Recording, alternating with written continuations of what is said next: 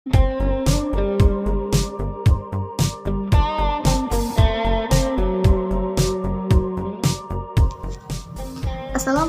warahmatullahi wabarakatuh.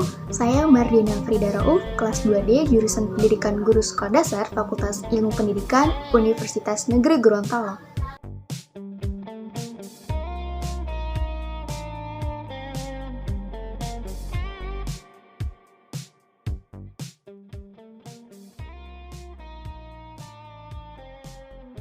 Mempelajari psikologi pendidikan bermanfaat sebagai stimulus membantu guru dalam memahami karakteristik siswa secara emosional untuk memberikan proses belajar atau strategis mengajar yang tepat, sehingga menghasilkan proses belajar yang efektif dan efisien.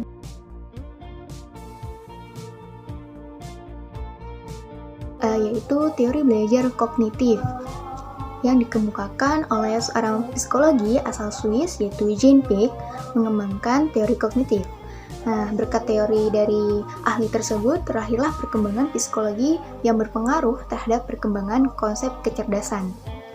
Teori kognitif berbicara tentang manusia membangun kemampuan kognitifnya atau kecerdasannya dengan motivasi yang dilakukan oleh diri sendiri terhadap lingkungannya. Berdasarkan teori belajar kognitif, pengertian belajar merupakan proses perubahan persepsi dan pemahaman. Dengan kata lain, belajar itu tidak harus berbicara tentang perubahan tingkah laku atau sikap yang bisa diamati. Setiap orang memiliki pengalaman dan pengetahuan yang berbeda dan tertata rapi dalam membentuk struktur kognitif. Pengalaman dan pengetahuan inilah yang membuat proses belajar mengajar akan berjalan dengan baik. Hal yang ditekankan pada teori belajar kognitif adalah bagaimana proses dari belajar, bukan hasil belajar.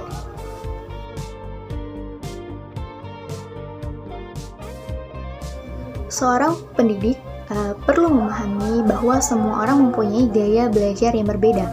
Walaupun mereka mempunyai gen yang sama, kemampuan seseorang untuk memahami dan menyerap suatu informasi sudah tentu beda tingkatannya. Ada yang cepat, ada yang lambat, dan ada yang sangat lambat. Setiap anak didik akan menggunakan cara berbeda untuk dapat memahami sebuah informasi atau pelajaran yang diberikan.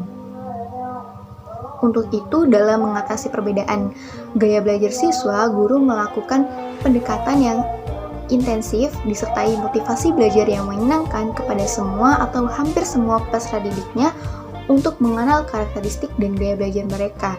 Dengan begitu, guru dapat mengembangkan strategis pembelajaran yang tepat dalam proses belajar mengajar. Selain melakukan pendekatan kepada peserta didik, guru juga menggunakan metode pembelajaran yang beragam yang sesuai dengan gaya belajar siswa. Jadi, guru tidak terpaku pada satu metode pembelajaran saja.